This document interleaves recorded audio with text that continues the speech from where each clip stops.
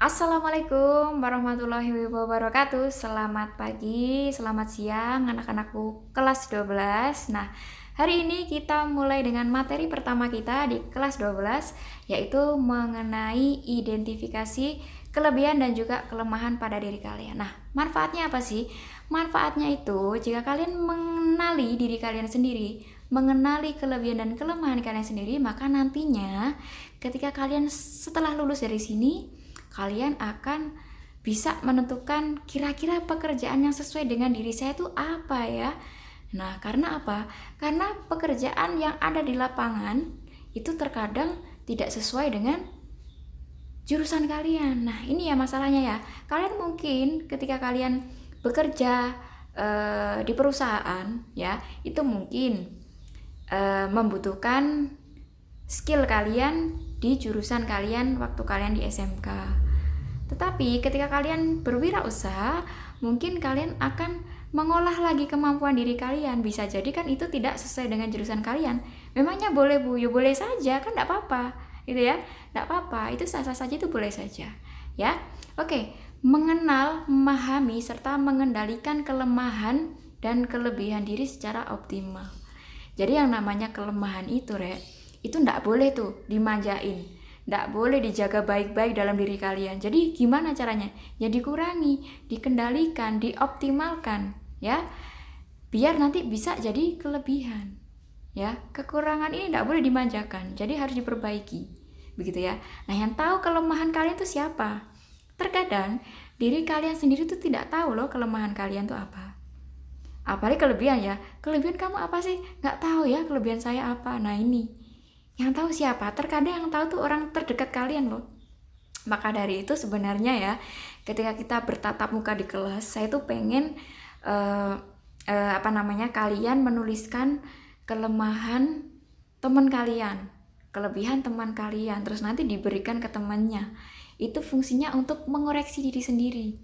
Oh, ternyata ada loh sisi gelap di diri kita yang kita itu punya, tapi kita nggak tahu. Yang tahu tuh teman kita sendiri.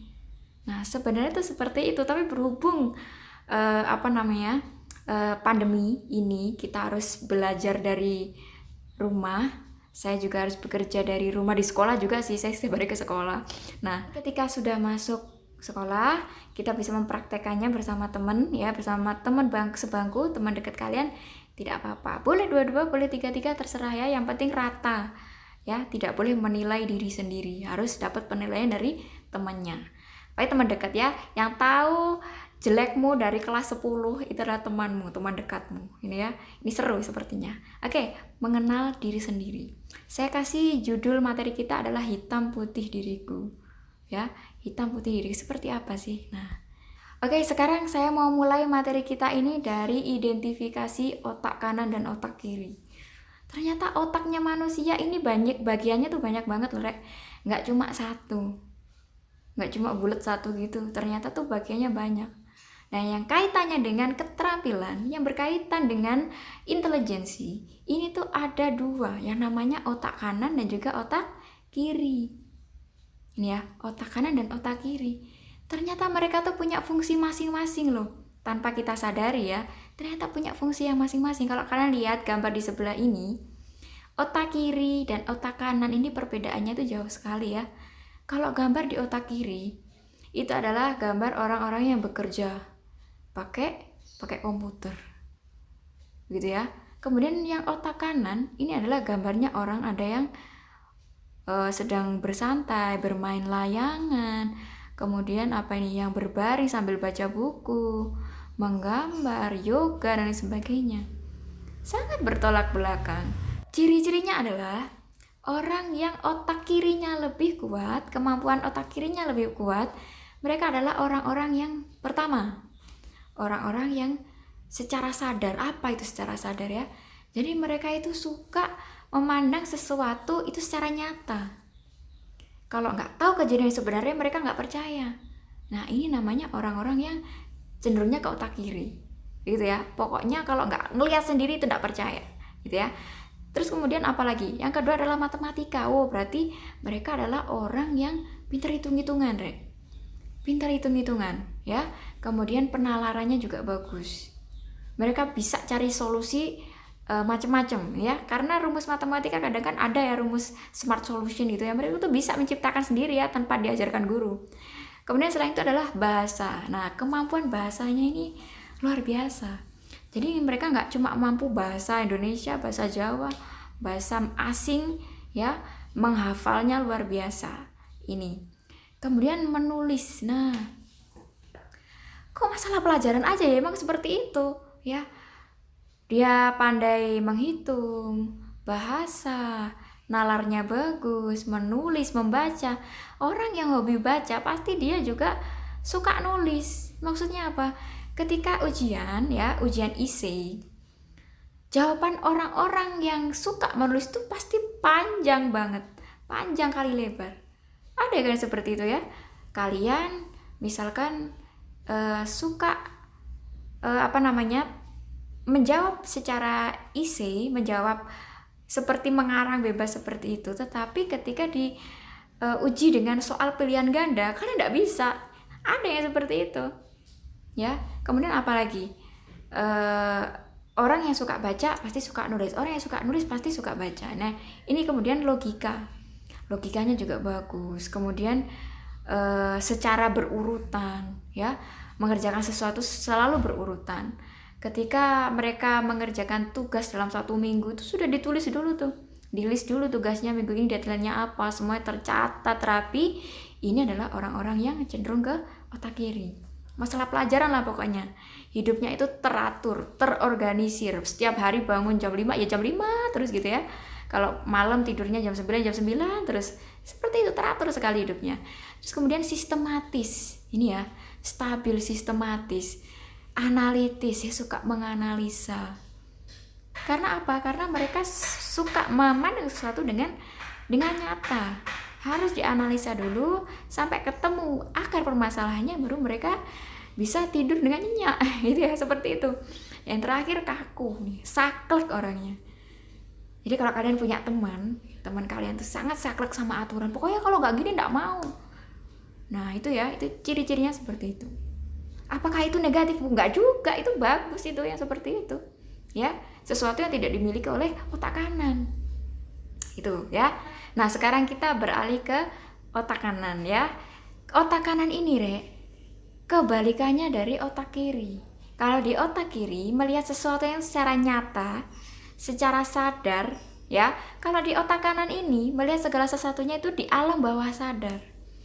Terkadang mereka itu memandang suatu permasalahan dari sudut pandang yang sangat berbeda dari kebanyakan orang. Ya, saya kasih contoh ya, misalkan kalian ketika di sekolah, kalian biasa nih kumpul sama si A sama si B. Teman kalian ada 2. Nah, pada suatu ketika si A ini di kelas aja sama kalian berdua. Si B ini tiba-tiba ngilang. Dia enggak pernah ngumpul di kelas waktu jam istirahat. Nggak tahu dia kemana ya kan. Setelah kalian cari-cari, ternyata dia tuh menyendiri di sana, menyendiri ya. Sesekali mungkin ada beberapa teman yang ikut sama dia, tapi selama seminggu itu nggak ada dia mau ke kelas kalian. Nah si A, teman kalian ini, dia punya pikiran bahwa jangan-jangan si B ini punya masalah sama kita, jangan-jangan kita pernah berbuat salah sama si B ini ya. Teman kalian si A itu mikirnya seperti itu. Tetapi ketika alam bawah sadarnya si otak kanan ini bermain, dia mungkin punya jawaban seperti ini. Oh, mungkin dia pernah melihat sosok hantu di kelas waktu jam istirahat. Akhirnya dia trauma nih, mau di kelas lagi sama kita gitu. Nah, itu contohnya otak kanan yang dominan ya. Selain itu apalagi? Kreativitas, Jadi si otak kanan ini suka dia bikin kerajinan tangan. Kemudian dia suka bermain musik, dia suka bernyanyi. Semua hal tentang seni, keindahan dia tuh suka. Berbeda sekali ya dengan otak kanan. Otak kanan yang suka menghitung, menghafal dan sebagainya, itu sangat berbeda. Kemudian konseptual. Nah, ini konseptual. Terkadang dia itu pinter banget bikin konsep.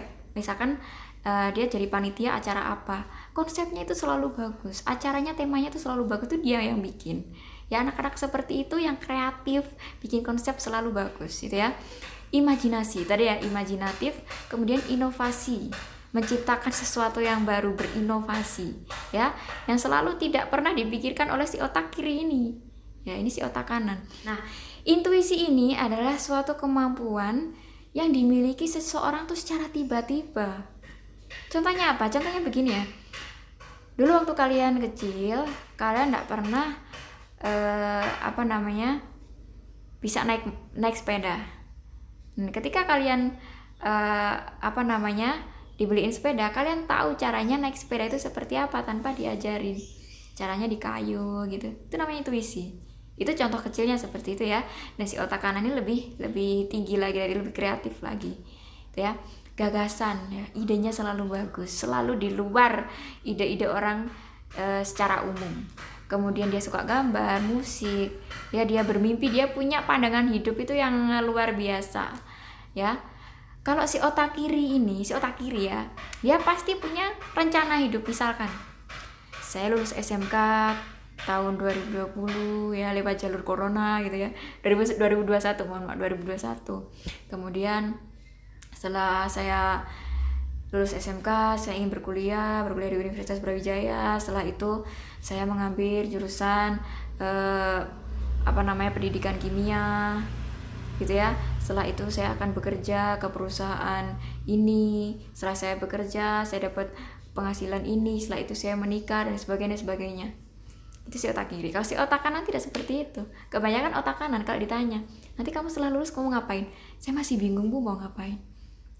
Kebanyakan otak kanan tuh seperti itu, karena mereka itu terus berkembang kreativitasnya. Bisa jadi di tengah jalan nanti dia akan berubah lagi seperti itu memang ya. Dan orang yang sangat fleksibel, ini dia fleksibel sekali. Kalau si otak kiri ketika ada aturan dia sangat mematuhi. Nah, si otak kanan negatifnya seperti itu, saking dia fleksibelnya akhirnya kadang aturan itu dilanggar. Nah, kira-kira otak kiri dan otak kanan ini bagusan yang mana? Ayo. Jadi keduanya ini punya sisi kelemahan dan kelebihannya, Rek. Jadi kalau dikatakan bagusan yang mana, ya dua-duanya bagus. Kalau dibuat kerja, Bu, bagusan yang mana? Ya tergantung kerjanya apa. Ya, maka dari itu saya jelaskan ciri-ciri otak kanan dan kiri ini, kira-kira kalian termasuk yang mana gitu ya. Termasuk yang mana? Termasuk yang otak kiri dominannya atau otak kanan, begitu ya. Saya lanjutkan. Nah, itu tadi kalau saya jelaskan ciri-cirinya. Yang selanjutnya ini adalah cara mengetahui. Ketika kalian tadi masih ragu-ragu ya, kadang ciri-cirinya ada di kiri, ada sesuatu lagi di kanan juga, saya juga ada itu ya. Kira-kira yang mana yang dominan? Nah, ini yang paling valid ya.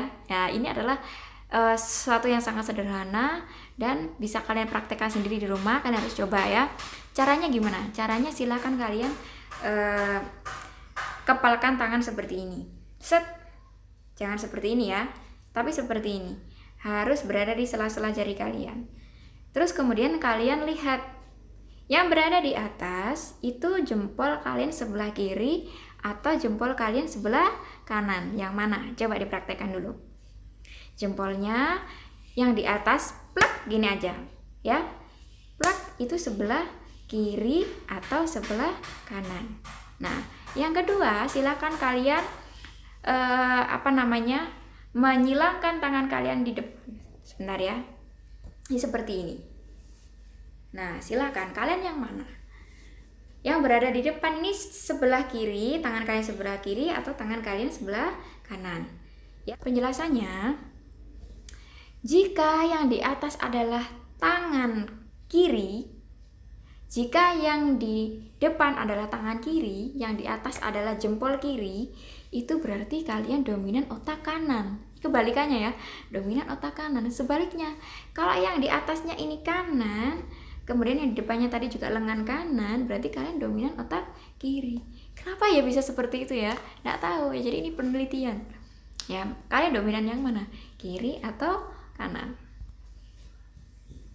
ini penjelasan selanjutnya seperti ini. Jadi kalau yang kiri itu gambarnya tentang hitung-hitungan, pelajaran dan sebagainya. Kalau otak kanan lebih ke warna-warna, ya lebih ke warna-warna seperti itu. Oke, materi kita hari ini cukup sekian dulu tentang mengenali kelemahan dan kelebihan melalui fungsi otak, gitu ya. Saya harap kalian di rumah bisa menilai diri kalian sendiri. Kalian coba, atau misal kalian kan nggak ketemu teman kalian sekarang, coba tanyakan ke orang terdekat kalian. Boleh tanya ke orang tua, boleh ke kakaknya, ke saudaranya, atau misalkan kalian punya tetangga teman kalian sendiri, tanya aja, selama ini kelemahan yang saya nggak tahu apa ya, tolong dibilangin. Ya, itu juga nanti bisa kalian catat, akhirnya kalian bisa refleksi diri kalian, ya. Seperti itu. Oke, yang sudah tadi mempraktekkan ini ya, yang sudah mempraktekkan ini, silakan nanti komentar di classroom ya. Kalian termasuk otak kanan atau otak kiri ya. Saya tunggu komentarnya. Saya akhiri. Assalamualaikum warahmatullahi wabarakatuh.